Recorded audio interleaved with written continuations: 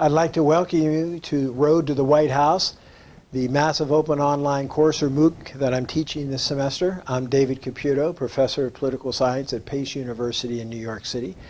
If you recall, in the last lecture, I talked about the significance of March 8th and March 15th on whether or not the Republicans were going to have, any of the Republican candidates could have a majority going into the convention.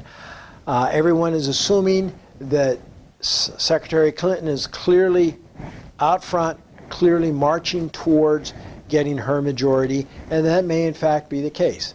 But there's an added factor which I think Republicans like to point out. Donald Trump has already pointed it out, as have the other candidates.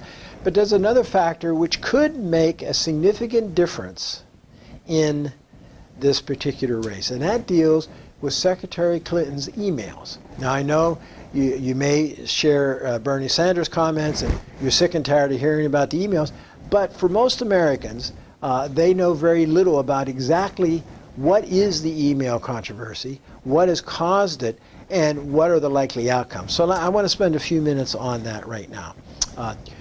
When Secretary Clinton testified before the House Select Committee investigating Benghazi, she was asked a series of questions about communications, and she indicated that a large number of her emails were not stored on State Department servers, but instead were stored on a private server, which she had established and actually set up not too far from here in her home in Westchester County, north of New York City.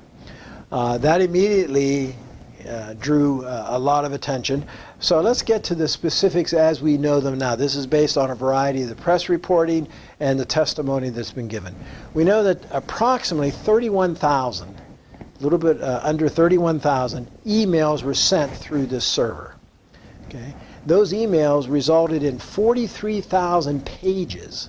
That means you have a little bit over a page and a half, a little under a page and a half for each of these emails. So they were not overly lengthy. Many of them were short messages and so forth. She did bypass the State Department server, the secure server. Supposedly the State Department has two servers. One is called the upriver and downriver. The upriver one is much more secure. The downriver one is less secure. She didn't use either of those for these 30,000 plus emails. Okay? Now, she has admitted that it was a mistake. She admitted it was an error in judgment.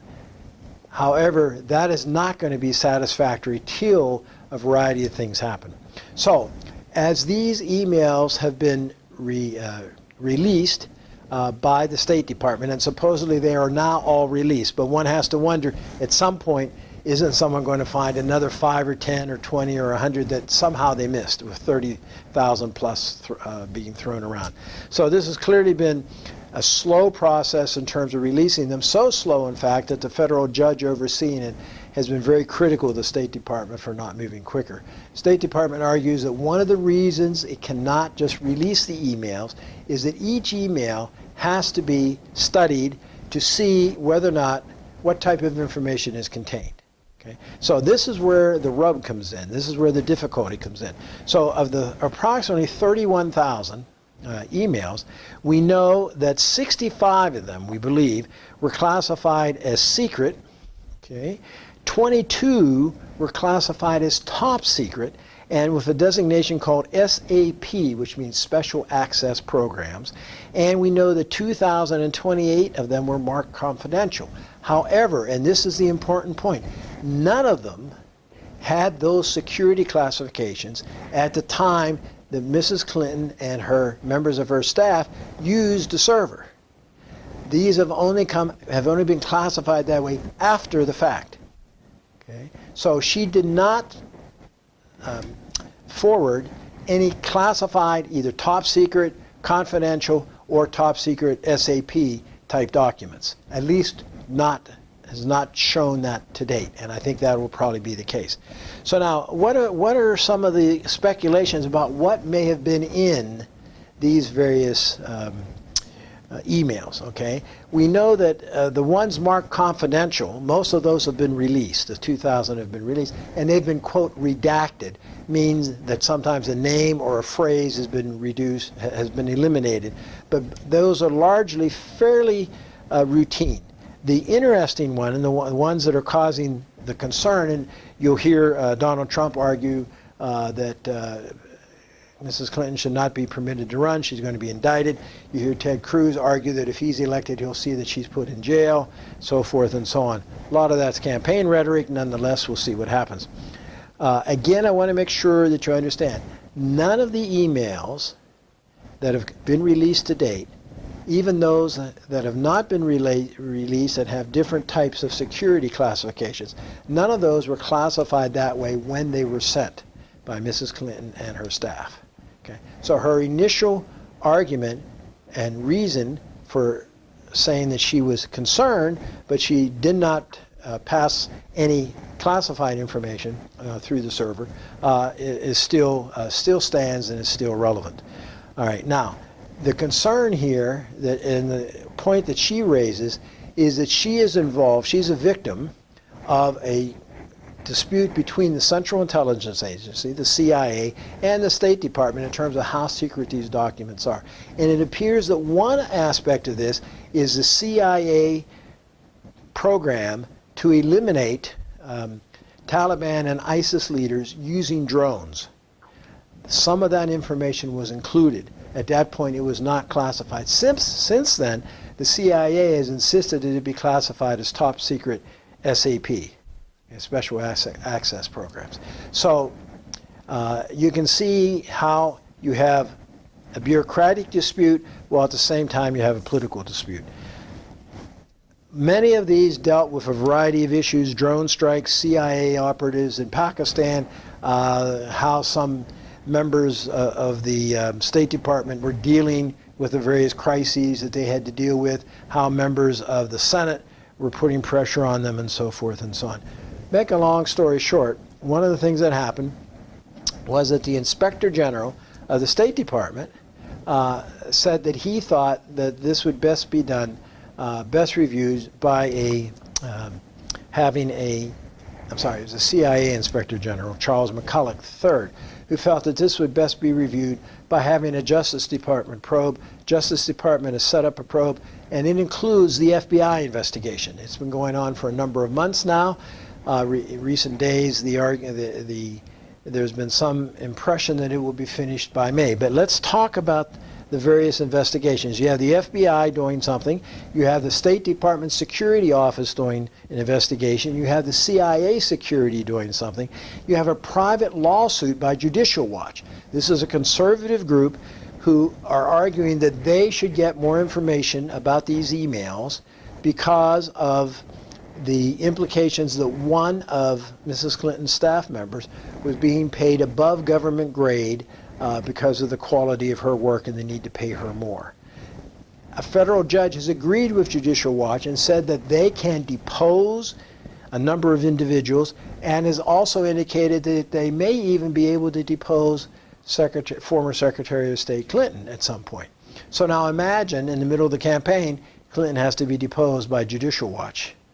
So with at least 4 investigations underway, okay, this is not going to go away till all 4 have done. And I haven't mentioned that the Benghazi Select Subcommittee in the House has not issued a final report. And my guess is their final report will come out sometime in the fall, especially if Mrs. Clinton turns out to be the nominee. Okay? All right, so here we have a fight between the CIA and the various things. So what does all this mean? Well, we know that in recent days, one of the individual responsible for setting up the server, Mr. Pagliano, has received immunity. Not unusual, no reason to think that they suspect him or anyone of criminality, but he had refused to testify. He has since apparently said that there's no reason to believe that anyone hacked into the system, which is one of the arguments that has been used against Mrs. Clinton, is that a good hacker from another country, China, Russia, North Korea, or whatever, could have gotten in and read these things, even though, again, they were not classified at that point. So the Republicans are arguing, and other critics of Mrs. Clinton are arguing, this is clearly a breach of her ability to manage things. Okay. Now, the federal law that's involved it is illegal to send classified information when you knowingly do so over unsecure ways, or to share that information with others. Remember, none of this was sent when these were classified. They were classified later. So I think Mrs. Clinton is, unless something else turns up, I think that argument, whether you accept it or not, error in judgment in using a separate server. But remember, other Secretary of States had, Colin Powell had, as had Condoleezza Rice, but not to this extent as Mrs. Clinton did. So then the comparison is often made with David Petraeus, and arguing that David Petraeus, who received a 2-year probation and I believe $100,000 fine for sharing classified information with, at that point, the woman who was writing a book about Petraeus, and also, turns out, a woman that he was having an extramarital affair with at the time. So to argue that the two are the same, I think, is a bit disingenuous, because, number one, General Petraeus admitted to the fact that he knowingly knew that he was in violation of the law, and he knowingly shared copies and actual material with the author so that she could complete her book. So the interesting point here is, where does this end? And I would argue it's not going to end before the general election. It may not end till well after the general election, and may be used then as if Secretary Clinton were to be the nominee and get elected, both of which are major suppositions. But if that were to happen, the Benghazi committee might use this as a basis to argue for her impeachment down the road. Just remains to be seen. But what it may do, let's just say that the FBI comes back and requests an indictment of Mrs. Clinton, and they do so in May. Okay. What does that do to the Democratic nominating process? It throws it into chaos. Okay. If you think the Republicans are in chaos now, the Democrats would be in even greater chaos, because what does it mean? She could still try to prevail, okay? But you would have a candidate running who's under federal indictment.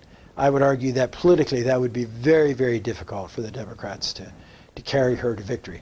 So let's just say that she decided at that point that she had to step aside. Where does that leave the Democrats? It leaves the Democrats with Senator Sanders. Is that the person that the establishment within the party wants to have? So you might see a movement to try to stop Sanders. Okay, remember, Sanders probably would not have a majority of the votes. So who would the party turn to in that case? Would it turn perhaps to Vice President Biden? Would it turn perhaps to Secretary Kerry? Would it turn to someone like Senator Warren from Massachusetts? You get some wild speculation. Some people have even speculated that President Obama would run for vice president. We'll talk more about the possibilities of that. It's not an open and shut case as to whether or not constitutionally he could or not, but I think politically it's an open and shut case that he would not be foolish enough to run as vice president, knowing what it would mean politically. So I think that's off the table. But it creates a lot of problems for the Democrats, and it creates it late in the process. And anything to disenfranchise Bernie Sanders will be seen as an attack on his followers. So the Democrats are not out of the woods yet in terms of their nomination and who their standard bearer is going to be going ahead. So watch the development of the discussion on the emails. It's not over. It won't be over for quite some time. And I'm sure if Mrs. Clinton had to do it over again, she would never have set up the server. All right, we'll pick up this next time with a discussion about the March 15th results and where we stand. Thank you.